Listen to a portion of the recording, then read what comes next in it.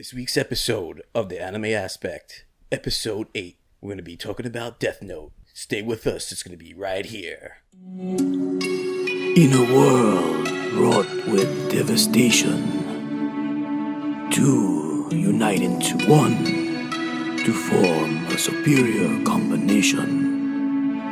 One white, one black. This is their story of the Anime Aspect.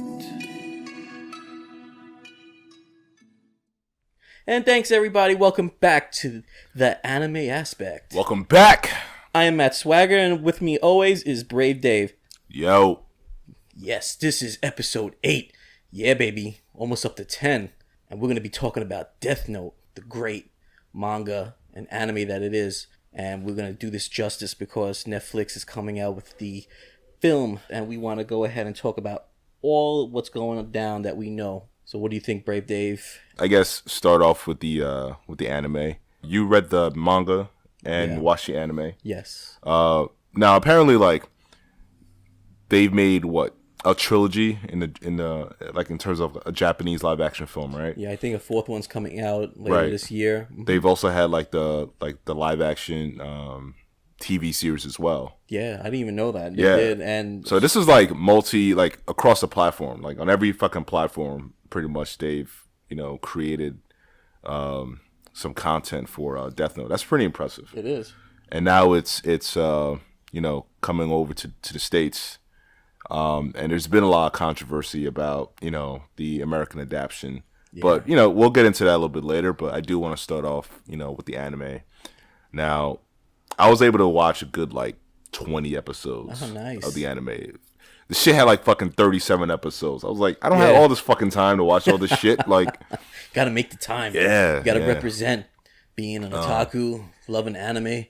You gotta just dive into it. Yeah. I think what I like the most about Death Note is it's a different pace from everything else that we've been reviewing lately. Yeah. And I dug it. This is one of the first animes that, I watched for the show that really didn't pertain any kind of action. Yeah. There's no action scenes. This is more psychological and it's a really great game of cat and mouse. Oh yeah. Who's the best? Who's smarter than who? Is it Light? Is it L?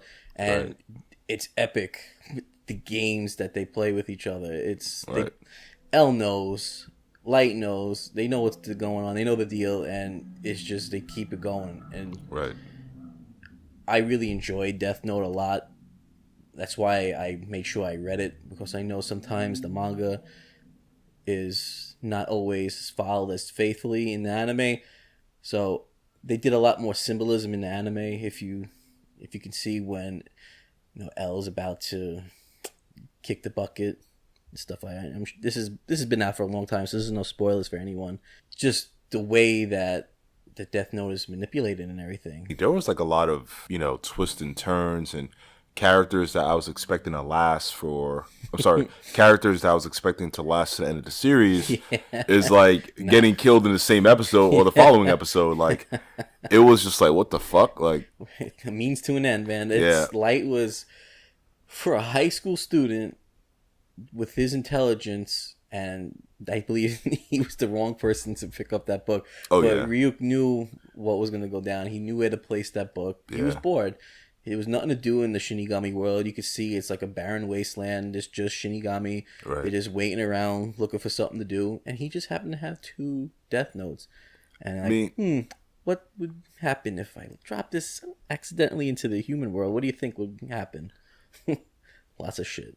Light clearly has a god complex here. Oh, yeah. That's what this is all about. Yeah. And to me, it's a different take on a very well-known vigilante that we all know and love, the Punisher. Yeah. Right? Punisher. With the Punisher, he kills people with his guns, with his bare hands, with knives, weapons. It's very personal. With Light, it's how would you say it? Not indirect, but he doesn't sully his hands because he uses the Death Note as his instrument of destruction. Right.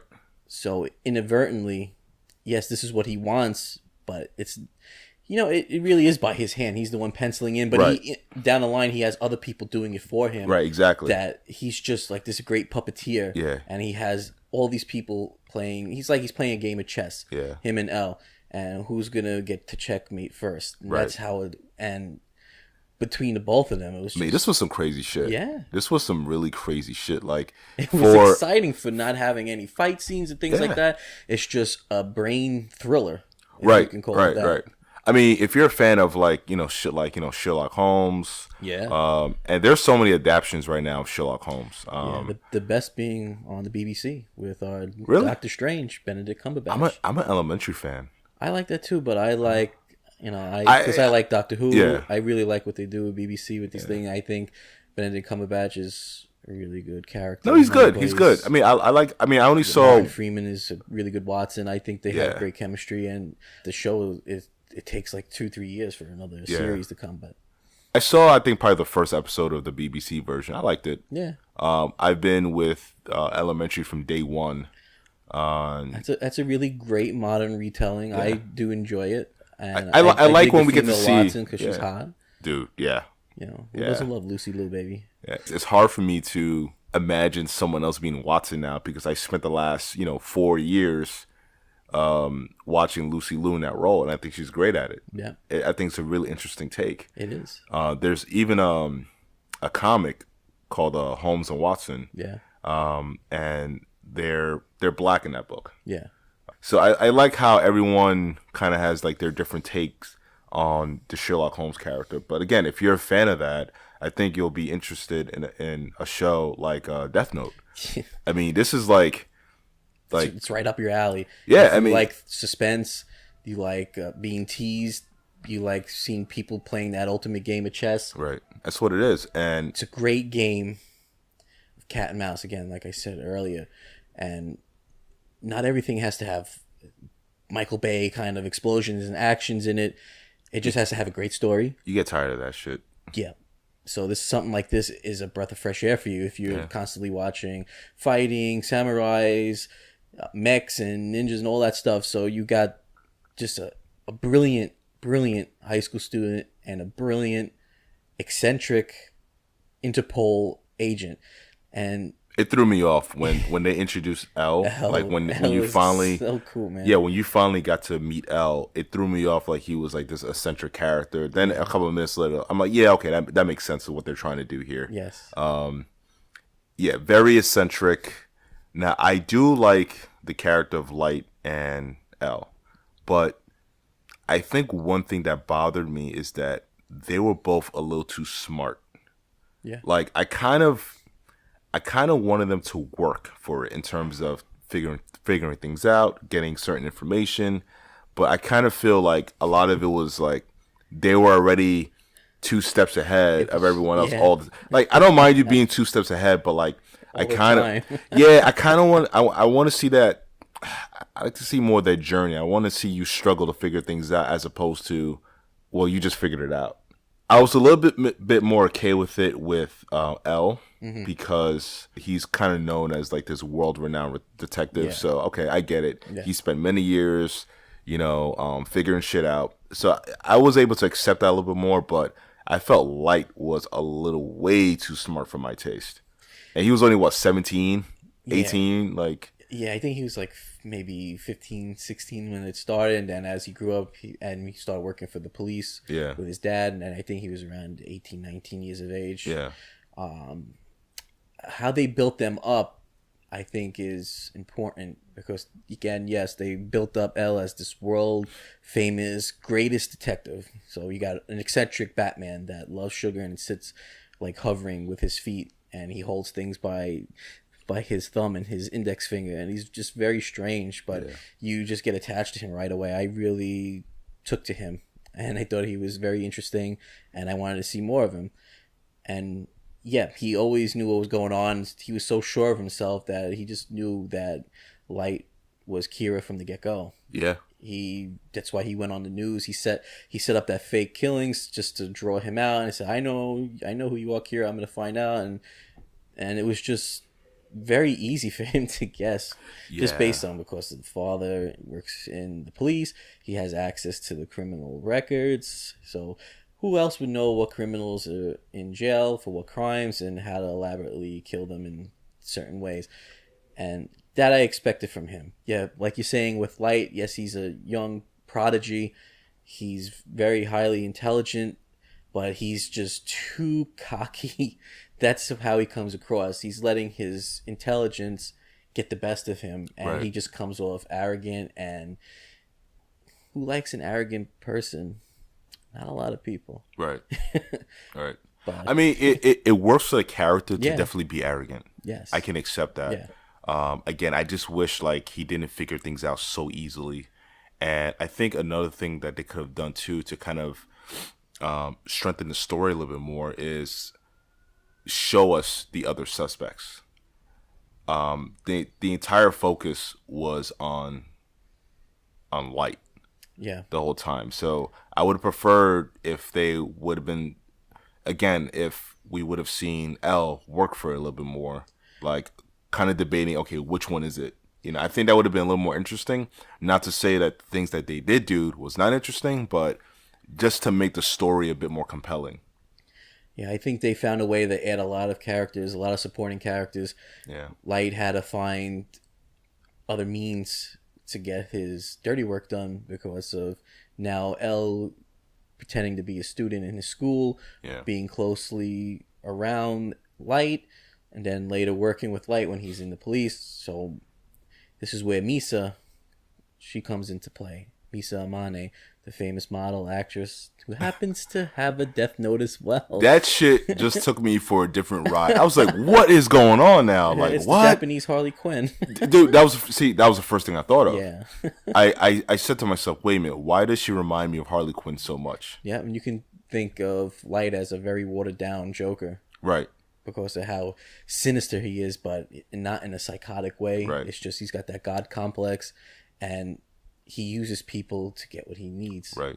And he doesn't care about anybody, even his own father. Right. You know, everybody knows what he did with his dad. He blatantly used his dad, anybody that he could, just so L would not know who he really is. Right.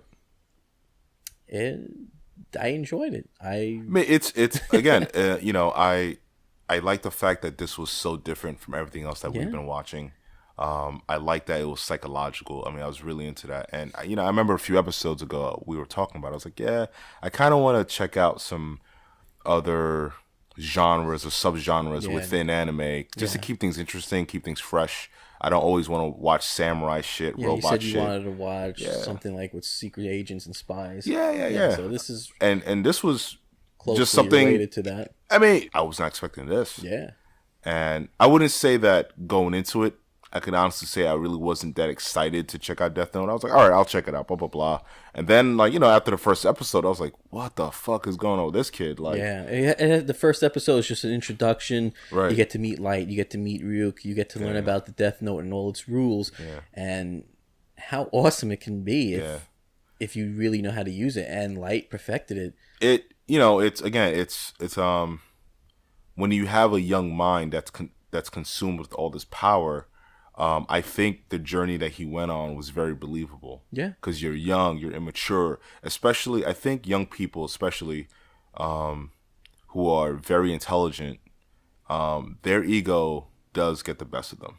Yeah. Like all the time, because they are so sure of themselves that like they leave no room for any doubt. And I think this was, in a lot of ways, a very realistic take on a young genius. Yeah, look how brilliant he was when the FBI agent was following him around. Yeah. And he wanted to get rid of him, and he wanted to find out his name so he can write his name in the Death Note. Right. And how he used that girl, and they went on the bus, and he had the whole thing planned out. Yeah. Like how do you have the foresight to see into the future the events that's going to go down? Yeah. But that's the great thing about the Death Note. You can program stuff to happen. Right. So he took full advantage of that. Took full advantage of Ryuk's knowledge of the Death Note, bribing him with the apples, which is Ryuk's favorite thing to eat. You can't have too much. And he just used that, and he set up that brilliant plan to make it look like, oh yeah, I'm trying to help you. My father, he works for the police, and yeah, I'll try to help you get this crazy guy and stop him. And it worked. She got him to show him his badge, got his name. Yeah. You know, and that was the end of him. And totally just, I mean, he did such a great job of manipulating that entire situation. Yeah, he was just like, he's done this before. He's just been a student in school, just very smart and just being a typical Japanese student. And I don't know, it's just maybe in his nature that he's just so diabolical. Right. And it's just comes naturally to him just to be deceptive and manipulative. And again, not caring about people. He just throws their lives away like it's a piece of paper. I mean, do you think that the Death Note itself changes you? That's... Yeah, because holding that book, it's a very powerful thing. Right. You have people's lives literally in your hand. You just write their name, and within 40-something seconds, they die from a heart attack. Yeah. Unless you draw up this elaborate thing, which you can go on for weeks or months or how long he wants it. He can plan there every day, there every second, until the inevitable, they die. Right. So yeah, it's very powerful, and that obviously that went straight to his head. And he went on this righteous thing that he's going to smite all the evil in the world, and he's going to make a new world, and he's going to be the god of that world, Kira. And yeah, that's, to a lot of people, they believe killing bad people is justice, because going to jail, they're going to get out, they're going to do it again. Do they really learn? It's a burden on taxpayers. Yeah. So yeah, I could see from his standpoint, he's a young kid, like we said, his mind is very corruptible. Right. And then enter this spiritual figure that gives him this limitless power to go ahead and serve out his agenda, while it's just pure entertainment for the Shinigami. So he's getting his entertainment, he's living out his vendetta against all the criminals to build his perfect world. It just seems like everybody's getting what they want until you get L coming in, and then you got Misa, and she's going to be a thorn in the side because now he has to have her. She found out his identity because she got the Shinigami eye. She bargained half of her life to get the eyes to see who has the Death Note. Right. Because whoever holds the book, you can't see how much longer they have to live. So right away, you're Kira. He's like, how did you know? Oh, meet my Shinigami. And he's like, he didn't. He's like, fuck. I didn't account for this. Ryuk, why didn't you tell me that there's more Death Notes? Why didn't you tell me? Oh, what would be the fun in that, right? I you know what? I love their relationship. That was a very interesting relationship, because after the first couple episodes, I wasn't expecting. Is it pronounced Ryuk? Ryuk, yeah. Ryuk. Mm-hmm. I wasn't expecting him to play that big of a role into the show, but I love like almost like the constant banter between the two, and and I mean, and Ryuk gets such a rise out of just kind of toying with Kira a little bit. Like, yeah. Like again, that was one of my favorite parts of the show. Was definitely like just their relationship. Yeah, the constant going back and forth. Yeah, it just made things more interesting. It did, because Light thought that I have the Shinigami at my disposal. Really, you don't. Yeah. He's just there because that's his Death Note. So, unfortunately for you, you're holding it. He's going to be there. Right. He's playing you because he's bored. And he told you from the beginning, your name is going to be the one I enter into my Death Note. Right. And he said that to him since the beginning. And, at the end, that holds true.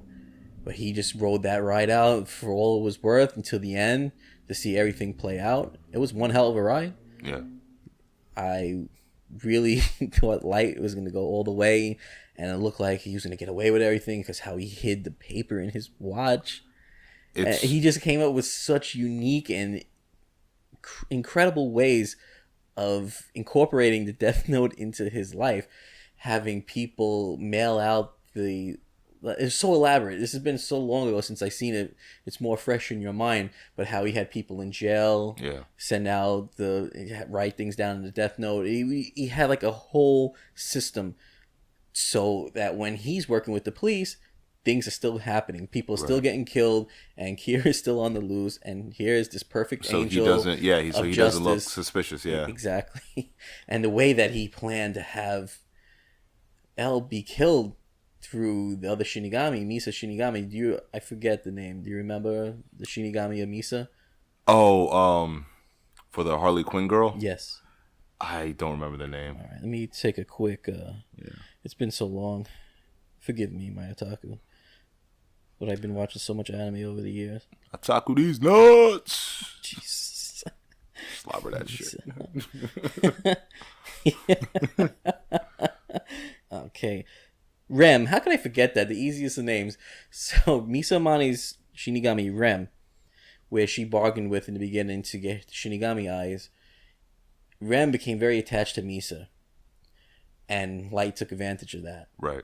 And Light manipulated without manipulating, saying in the room with everyone, with the police, with everybody talking about something, what was going to happen, that if this happens, Misa's going to get killed and everyone's going to die, but we have to stop, blah, blah, blah, blah.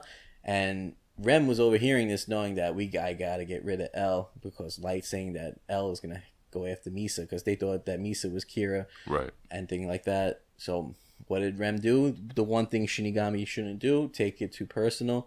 Wrote all their names in his death note, and killed them. And what happened? Rem turned into ash, and whatever life he had left went to Misa. Right. So he extended her life when she bargained half of it away in the beginning. So he wind up, he did save her in a way, but he was just a tool in Light's game to get rid of L. Right. Because he couldn't do it himself. But again, that brilliant mind was always working. He's like, I'm going to fucking find a way to get rid of you. I know it. And I love the symbolism they did in the anime when L was about to die. It's different in the manga. But L was washing Light's feet, kind of symbolizing Jesus on the day before, on Holy Thursday before Good Friday, where he was put on the cross. Jesus was washing the feet of his disciples. So I took that as Jesus, he's the Savior, washing the traitor Judas's feet. I'll use Judas as an example because he was the one apostle that betrayed him. And it was great symbolism because he knew, it's like in a way, I know I'm going to die. I know that you're going to betray me. I know who you really are. Yeah. And that was like the most eloquent way to say goodbye to L, having that scene with the washing of the feet and then gone. It was... I mean, how different is the manga from the anime? It's different. It's not the same in Really? certain parts. Yeah, like the ending is different. I haven't read in years. The ending is different. That scene didn't happen with the washing of the feet. Didn't happen in the manga. Yeah. So I liked how the ending was in the manga. Yeah. Because it closed too short in the anime. So it ended perfectly in the manga, but I guess it served its purpose for time and editing reasons. They did it differently in the animated series. It still was good. I really can't complain about it. The show was very entertaining, and that's why I both read and watched it. The same with Full Metal. I didn't really read everything in Full Metal, but I read enough to know that when I was watching the original anime, Tetsus is so far off from what the manga is. And that's why they came back, because they heard a lot of the fans saying, well, we really like this Full Metal series. We would really love it if you would mirror the manga. And they went and did that with Brotherhood. But Death Note, it wasn't a far stretch. Right. So it was fine. And I accepted it. It was great. It was long enough to fulfill its journey. And everyone had their point in his story. Light got what was coming to him at the end, just as Ryuk said. And whether it turned out that way or not, Ryuk was going to kill him anyway. Yeah. Because he got that death note. He was using it for evil purposes. He's like, your name's going in my fucking book. Yeah. So I believe it was just a great story, great characters, everything you want to look for in a manga and an anime. So the FBI agent Ray Penber. Correct us if we're wrong. Yeah, I don't remember. I think it's Penber.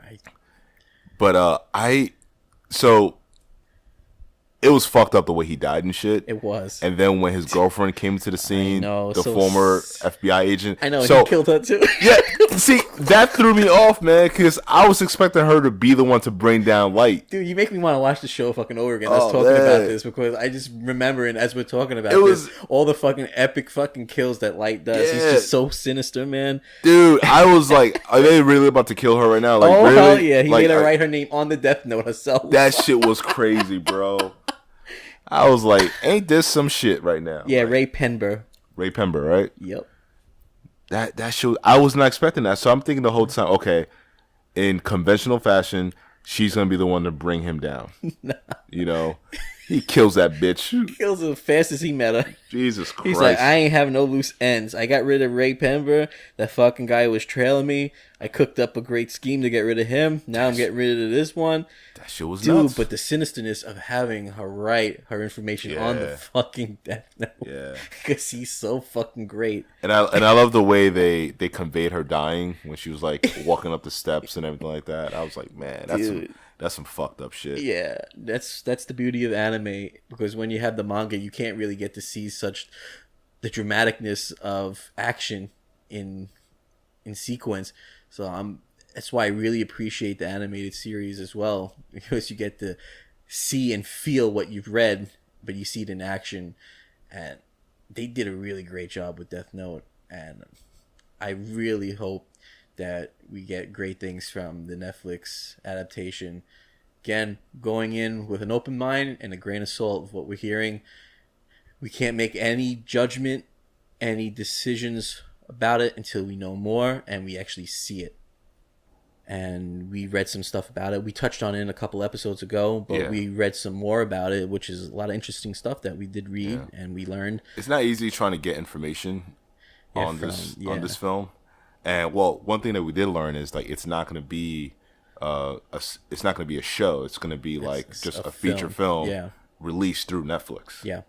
Which I was a bit surprised about, because I was like, Netflix is the perfect kind of platform for them to do like, like a 13 episode kind of thing. Yeah, but it would have been great as a miniseries. Very faithful. Right. Because everything that we know about the true story is going to change except for the plot. It's a very universal story. Right. Apart from the spiritual beings, which is very, very much Japanese story, because that's very Japanese roots, having spirits that can talk to you and things of that nature, Shinigami in general. That's where the very Japanese part, besides their names, very Japanese names. Yeah. So we have a lot of... That could be... I think that could be changed in a believable way. Because, like, every culture has... Put it like this. Let's just touch on religion real quick. Okay. I'm not that religious, but... well, like, listen, most religions, everyone's looking up in the sky, right? Yeah. There are a lot of similarities. So with the Shinigami, it's relatable to, like, like a Grim Reaper, basically. Yeah. This adaptation is not going to take away from the manga, from the anime, from the 3 movies, going on 4 movies that they've already produced in Japan. Yeah. This is just going to be a take for the American audiences. I can say, reading about it, learning Willem Dafoe, of course, is going to be voicing... The great Willem Dafoe. Yes. Hopefully, not only is he voicing Ryuk, he's going to be playing him. That would be so great.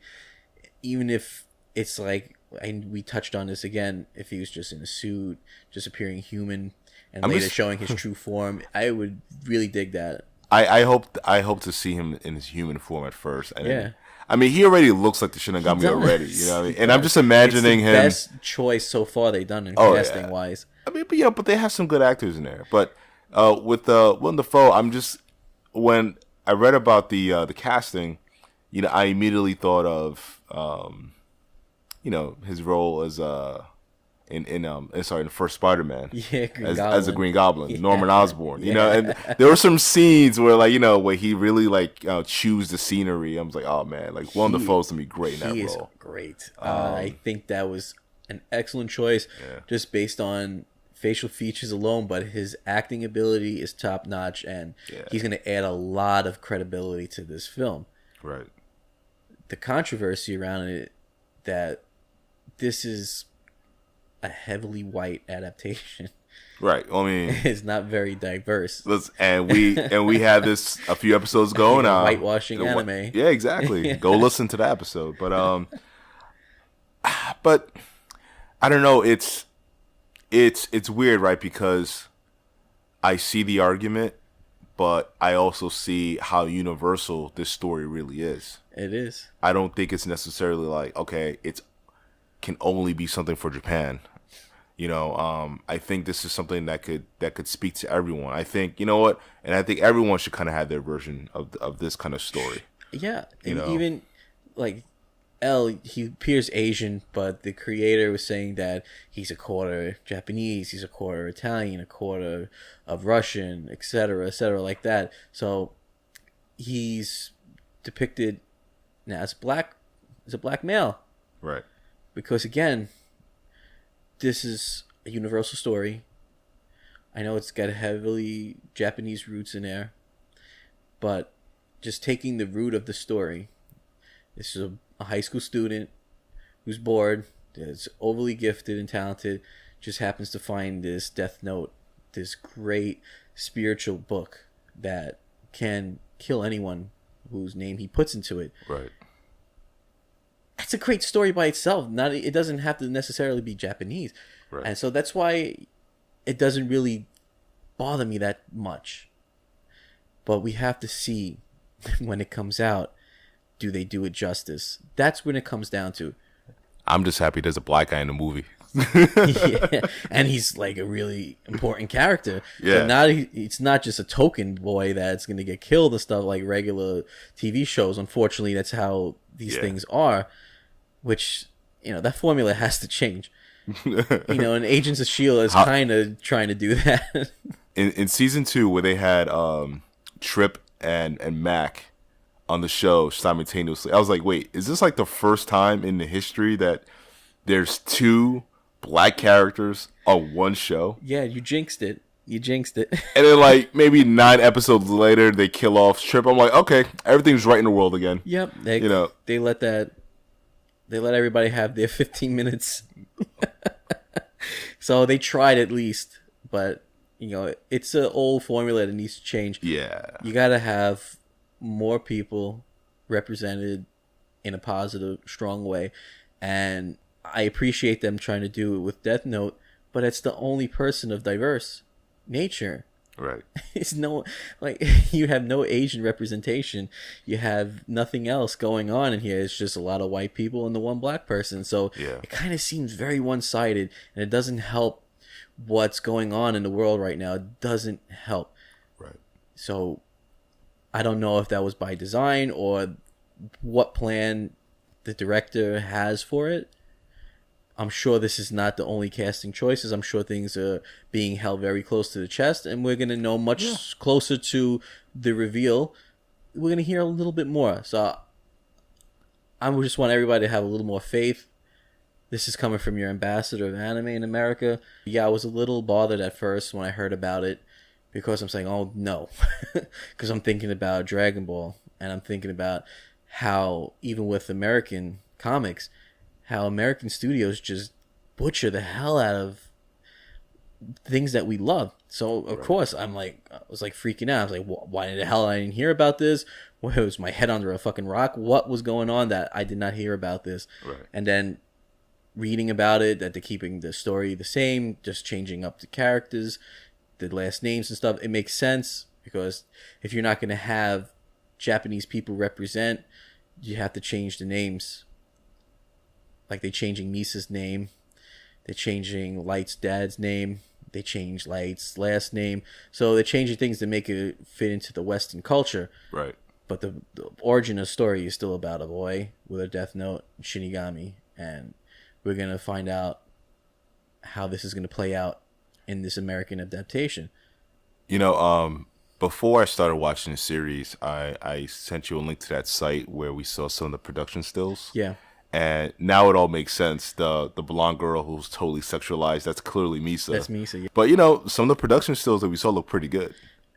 It looks like good. It looks like it's going to be a very dark and overly sexualized film. I'm in. And that can do very well for Netflix. Netflix is very good with the rated R, with the mature things. I think could be a really great retelling of a really great story. I see it being very similar to like Jessica Jones. You remember how Jessica Jones? It was when you watch this series, and I loved it. There wasn't that much action. No. And the action that we got wasn't really that good, but it was good at doing so many other things. Yeah. It was very compelling. We had well-rounded characters. It was such a fucking mind fuck at times. It was. And, a lot of what Light does reminds me of Kilgrave a little bit. Yes. Great. Another character that, totally has like this god complex. So I'm expecting it to be very similar to what we saw with Jessica Jones. Yeah, you got two guys with special abilities. One being that he has the power to persuade. Right. One has the power to kill. Right. And they both abuse that power. Absolutely. And they just throw away the lives of people around them to get what they want. That's a great analogy, great reference, and I really appreciate that. Because big fan of David Tennant.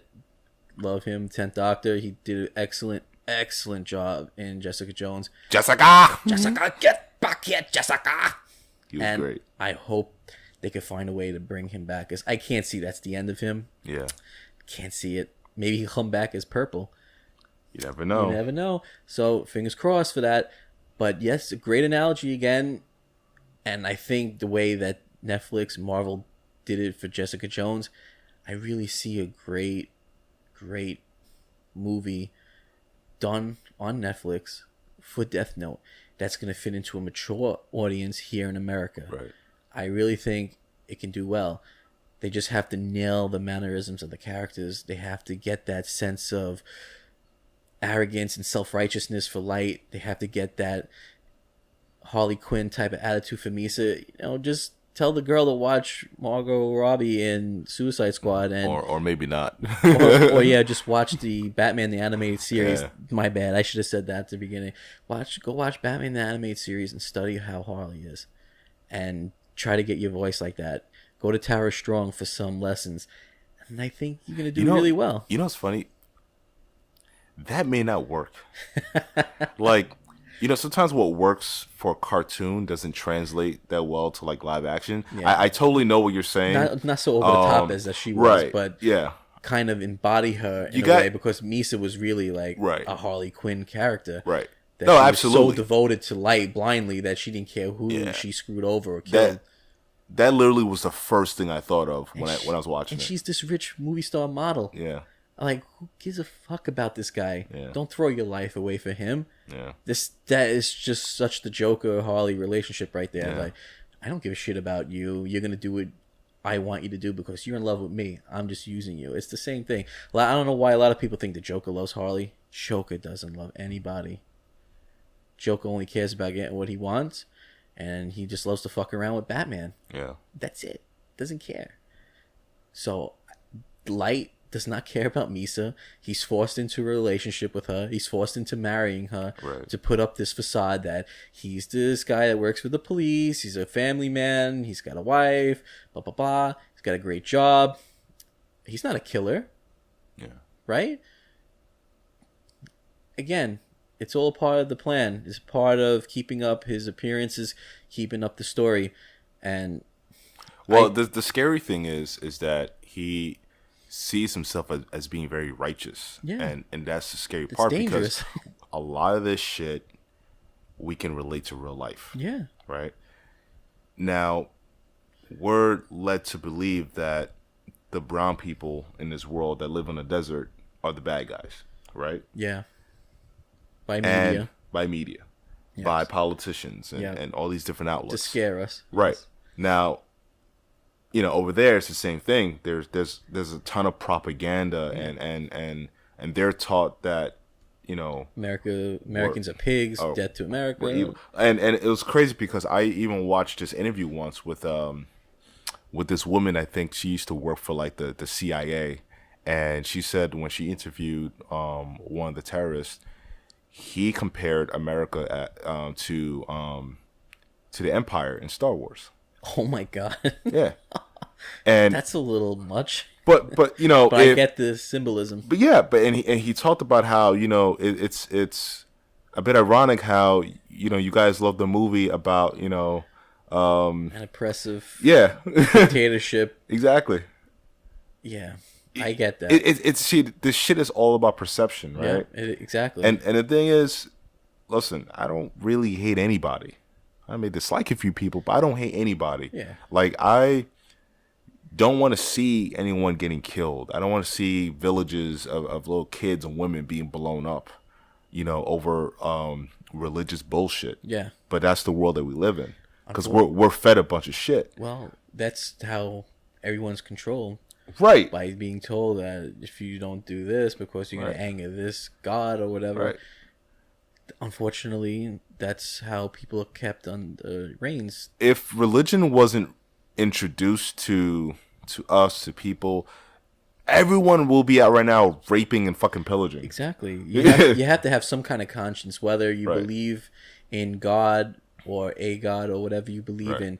You have to have a conscience as a human being, Right. knowing that there is a right and there's a wrong. And if you do wrong, you should feel guilty about it. Because if you don't, you're a sociopath. But here's the thing, though. But see, and that, you know, takes us back to the character, to the show. Yeah. So let's say you're sitting in a desert somewhere and you're planning to strap a bomb around your chest and walk into a restaurant full of innocent people. One, you may not view those people as being innocent.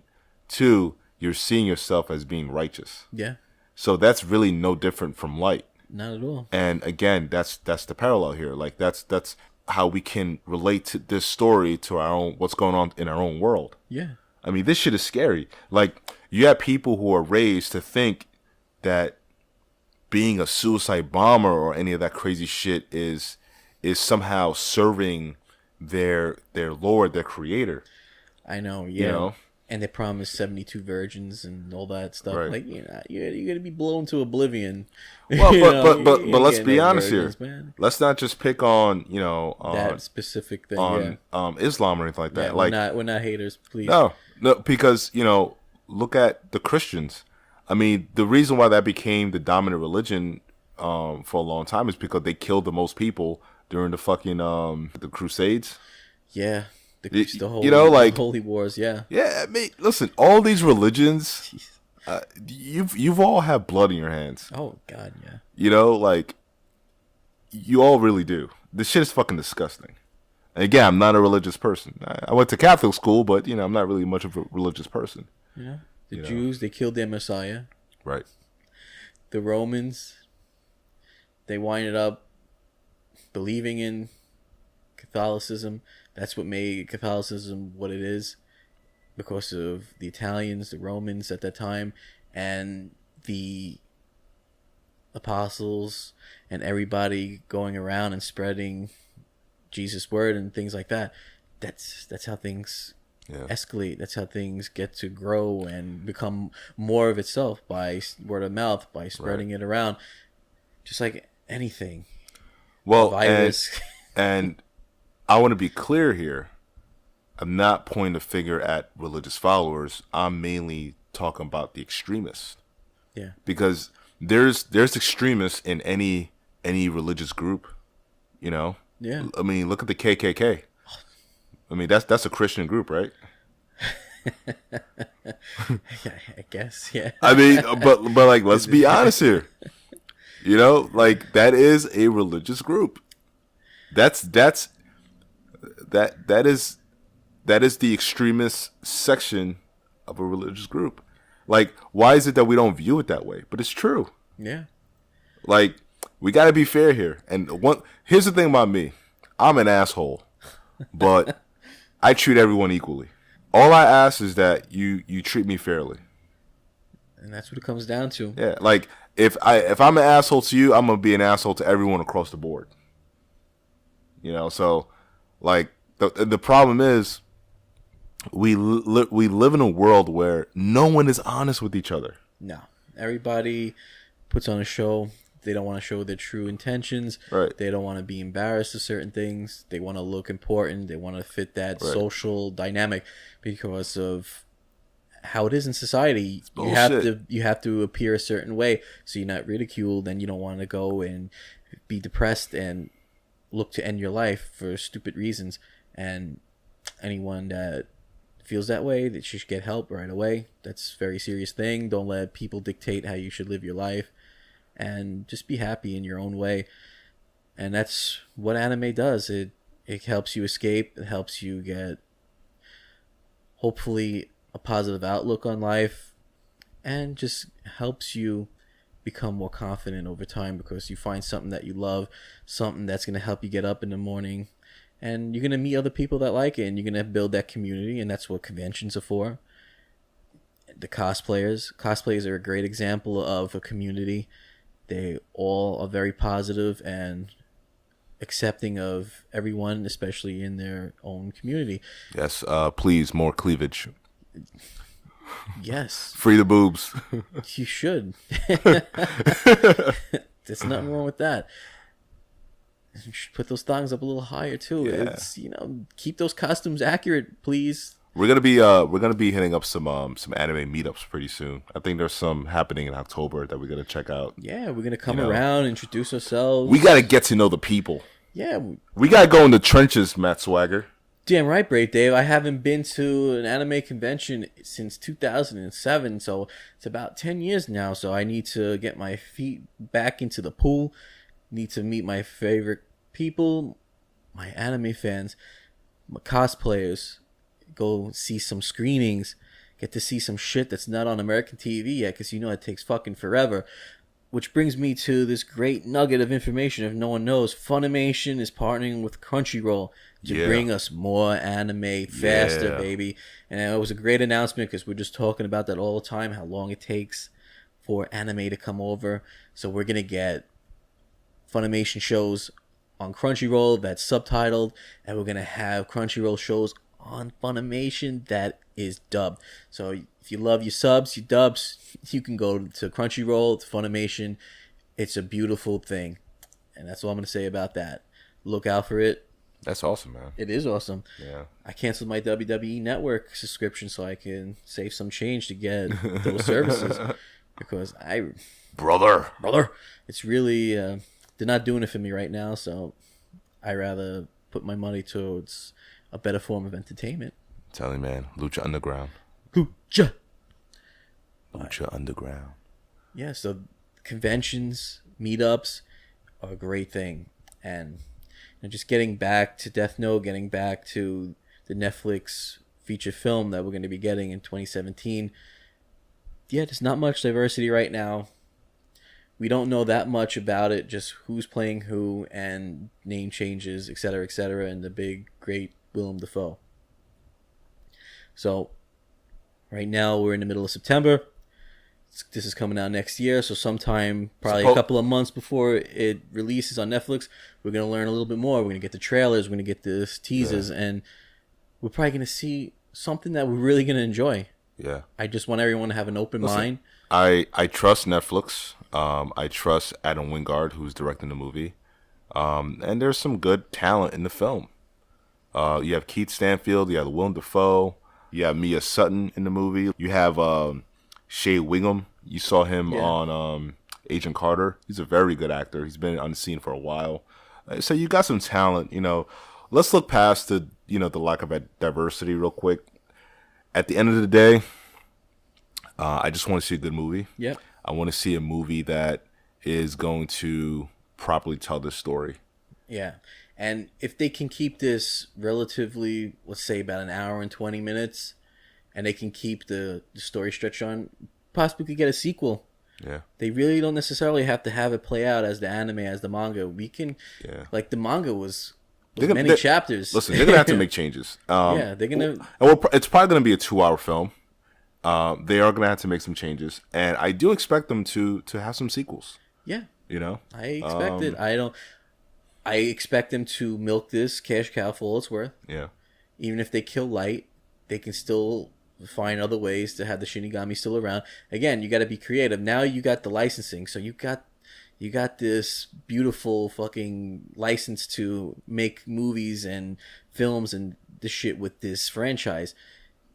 take it to your advantage, but you got to do right by it. First things first, get the story down pat, get it right, get the characters right, and that's going to set you up for a lot of money coming in and some sequels. And however you're going to think up of a sequel, if you don't have your main characters in it anymore, that's going to be something for the director, for the producers, the writers to think about, because how are you going to make this keep being successful once the main story is done? Well, this is a lot of what they're doing with this is kind of a game changer, because this is something I don't think that would have done that well if it was theatrically released. No. They're making this on an available platform that most people are on. Yeah. Or they're using their friend's subscription. I don't know. Yeah, but which is against the law now. Yeah, it is. Yes. We follow the rules. Yes, we do. We each have our own accounts. Right. Everyone probably thinks we're fucking lying right now, but whatever. You can think what you want. I don't need to get arrested, and we don't condone doing those things. That's why we have to have that disclaimer. We don't endorse any illegal things, streaming on these sites that they have anime on. I'm not mentioning any names. Don't do it. If you do it and you get caught, that's on you. We're trying to respect the industry, respect FBI laws, respect international laws. We want to keep the anime production companies in business. This way we keep getting anime. You got to think about that. All right? Crunchyroll and Funimation, that's why I brought it up. You're going to get to see stuff simultaneously on both Crunchyroll and Funimation. So put your hard-earned dollars towards those services. Thank you. This is going to be, I think this could be the start of something very interesting. Like we might start seeing a lot more, not just anime, but just other comic adaptions that are a little bit more small scale, that don't require like a lot of CGI or a lot of expensive like action sequences to be released straight through, Netflix. It would have been great probably if they would have did The Killing Joke on Netflix. It probably would have been a better film than what we got. That was some bullshit. Oh, man. That was some bullshit. And that was such a letdown, because you had such talented voice actors on that. Such talent wasted. That was some big bullshit that they gave us, Yes. Mm. Yeah. But see, Netflix is a great platform. Marvel's been doing really well with it. And Netflix and DreamWorks really hit it out of the park. Man, yeah. We're hearing about how Luke Cage has really, really positive reviews, and this is all Netflix. Netflix has got the winning formula right now. Yeah. So I wouldn't be surprised to see more companies going with Netflix. I mean, bring more things to the small screen. I think we're gonna see a huge wave. I mean, between Netflix, we got Hulu. They're competitors. You have Amazon. And did you get a chance to check out the new Tick yet on Amazon? No, I was trying to watch the first episode. Of what? The Tick? Yeah. You didn't like it? I didn't really get to see it all. Oh man, I loved it. Yeah. I thought, and I've watched like every incarnation of the Tick. The cartoon that came out in the 90s. I like that one. I like Patrick Warburton. The series that came out, and that was like early 2000s when that came out. It was on Fox. And now they have this new take, and it's fucking amazing. Now, this is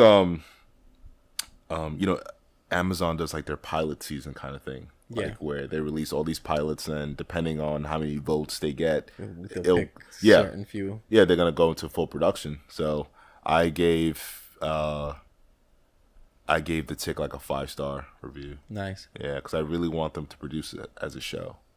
I just thought it was a very interesting take on the character. I loved it. Right tone, right mood, good performances, good action, and on top of that, they had the comedic moments that really make the Tick who he is. Because remember, the Tick is mostly a spoof on a lot of this superhero shit. Yeah, he's always been a great character. Kind of like the Venture Brothers. Oh, that is a great cartoon. That's heavily influenced by anime and American comics. I love Venture Brothers. I'm sure a lot of you guys listening love it too. So I'll have to give the Tick a chance when I get some free time, probably in the weekend. And there's only 2 episodes. It was one. Only one? It was one. Yeah, just a pilot. Okay. Yeah. I'll have to check it out. I wanted episode fucking 2. I was like, man, where is this shit? Where is like, it? Now you got me hooked, damn it.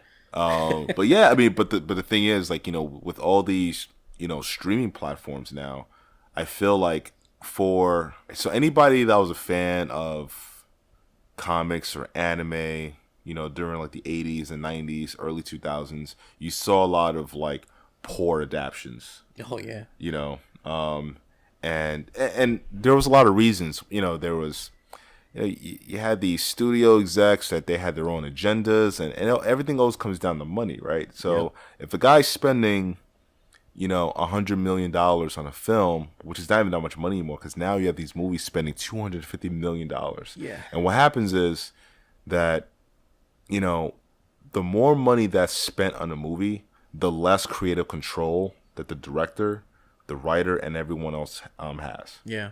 Because now the movie is being dictated by the finance guys. Yep.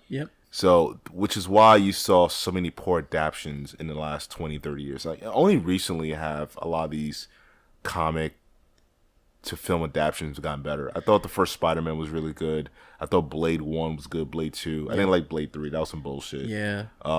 Spider-Man 2 is still probably my favorite superhero movie. Yeah, it was. That was just one of the best. You know, now we're getting like an influx of all these really good movies, except from DC, because they're putting out some bullshit.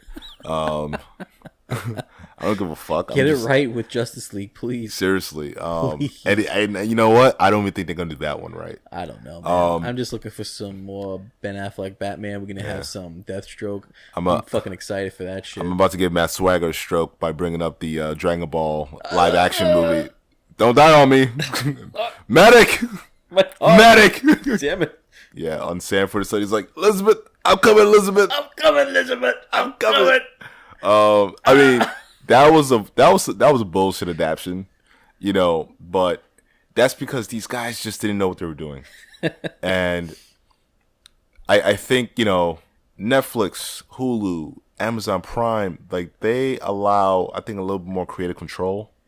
And they're really just trying to get the best product, because this is a competition. You know, these streaming platforms, they have to compete with video games. They have to compete with, you know, cable TV, network TV, the movie theaters. You know what I mean? So they're forced to be very selective in what they're going to produce. Yeah. And they have to make sure that this is quality shit.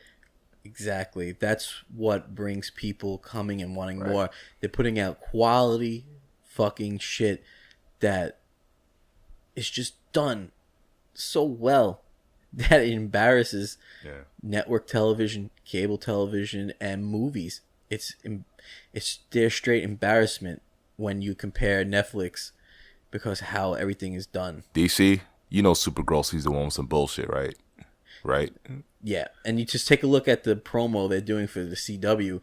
They just, in that few seconds of promo just for Supergirl, they made her look that much better because it's on the CW, which appreciates their characters, except for Arrow.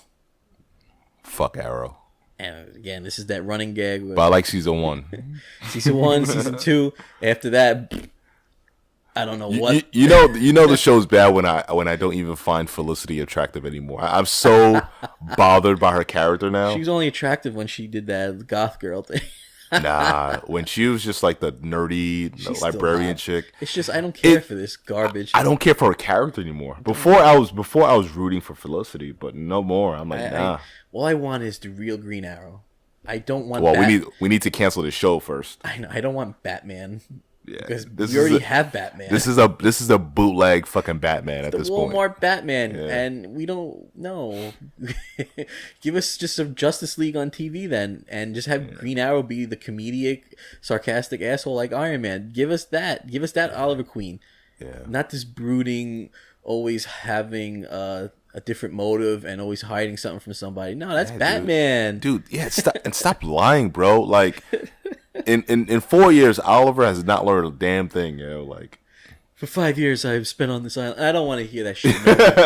Just like Barry Allen, you're not the fastest man alive on the Flash series, so I don't want to hear I'm Barry Allen, I'm the fastest man alive. I love the Flash. Stop picking on the Flash, man. I love the Flash. I don't want no problems between you and me, Mr. Swagger. Leave the Flash alone, yo. Listen, I'll have to put you in the fucking lion tamer, all right?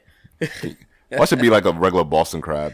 Break the walls down. Yeah, boy. Chris Jericho, goat. That's right. So, hope you really enjoyed this episode. We really had fun reliving Death Note. I know I did. I haven't seen or read Death Note in a while. So it has to be since like 2005-ish. This is the last time I've seen it. I was watching every week, reading. When the manga became available, I would go run to my Borders that they closed down and pick up my manga. And it was just, I couldn't get enough. So I'm glad that Death Note is still continuing on in Japan. 4 movies, a series, a musical, and now we're getting an American adaptation. I couldn't be more happy. This is just telling you how popular anime was, is, and is becoming. It is ever so much more popular than it was. And it's getting even more popular every day. Stay with us for next week's episode, episode 9. We're going to be talking about Spirited Away. By Mizuyaki. Senpai. For Brave Dave, I am Matt Swagger. See you next time on the next episode of the Anime Aspect.